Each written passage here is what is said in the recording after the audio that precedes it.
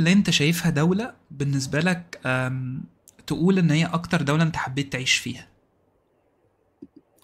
أكتر دولة أنا حبيت أعيش فيها، والله ده سؤال آه سؤال ظريف. هي مش بالدولة على قد ما هي مدينة، لأن الدول نفسها كمان بتختلف من جوه.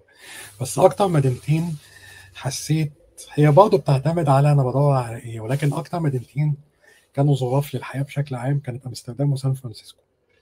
اوكي. ولكن لندن وسياتل بيجوا بعديهم على طول في المرتبة التانية. تمام، طب ليه كنت؟ ولندن وسياتل قريبين قوي من بعض يعني اللي عاش هنا وعاش هنا مش هيلاحظ تقريبا أي اختلاف خالص، غير إن لندن ممكن تكون انترناشونال أكتر شوية من سياتل. اوكي. طب انت ليه شايف، يعني ليه حطيتهم، لو حابب تقول طبعا ليه حطيت ان دول افضل اتنين؟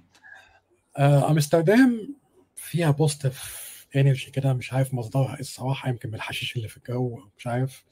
بس الناس هناك مبسوطه طول الوقت كده وسعيده وبتاع واخدين الحياه ريلاكسد قوي وكده. سان فرانسيسكو ميكس في حاجات كتير، هي انترناشونال جدا زي امستردام. يعني اكتر تو سيتيز انترناشونال شفتهم هم امستردام وسان فرانسيسكو. امستردام كانت لما انا كنت عايش فيها في 2018 كانت بتفتخر ان عايش فيها 172 جنسيه تقريبا.